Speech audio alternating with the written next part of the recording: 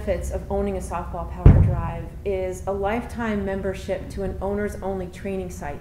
And inside of that, I love it because I open it up and I find a world of information from different great coaches, and I get into their bubble and I see how they've taken the softball power drive, become creative, and developed ways that they can get better usage from it. So they're developing drills to work their kids coming off the mound harder, or get the audio timing of a great drive into the pitch, or finding ways to create angles and depth in spinning drills that you wouldn't find on a flat ground. So I encourage each of you to dive into that owners only site because they're hours, there's content, they're broken up into small segments, so check that out and add it into your training programs. The thing about training is once you have a common goal, once you know that it's imperative to get off the mound, once you know that at foot touch you want to do these common things that great pitchers do, you want to work really hard at that, but it's also very important to keep your workouts fresh, to find things that stimulate you in ways that can get you to create changes. And that's what's really important about being a great athlete. You want to hold true to your fundamentals and you want to work on dull, boring, monotonous repetition, but you also want to take drills and freshen it up and figure out something new every time you go on the field. So again, the access to that is really important.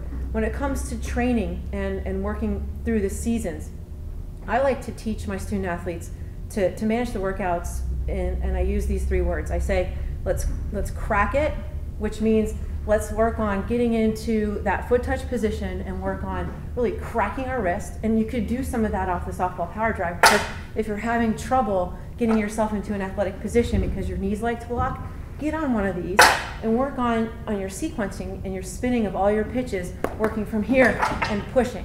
Okay, so that's how we crack it. And I spend a lot of time on that early in the year.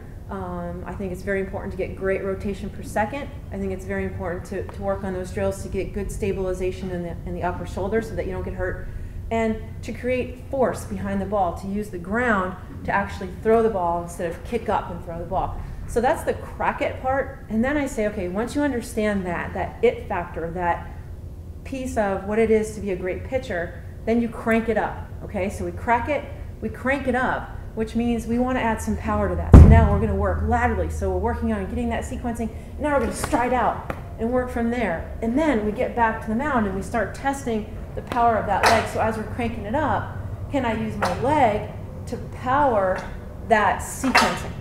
And then I take that crank it up and I start to establish and throw to my 4 zones. I start to spin my other pitches and start to create my full menu. And then I say, now it's time to throw it in the cooker. So we crack it, we crank it up, and we throw it into the cooker. When we go into the cooker, we get into our competitive excellence mode, and we say, I want to set plate strategy, I want to throw to hitters, I want to maximize my speed, I want to maximize my spin, and I want to be accountable for my zones. Doing that off the softball power drive is a great way to play the game, but also manage your timing and manage the good, strong fundamentals that we set forward in our training throughout the year. One piece of advice is, as you get into the guts of the season, make sure that you're checking in with your foundation during that time.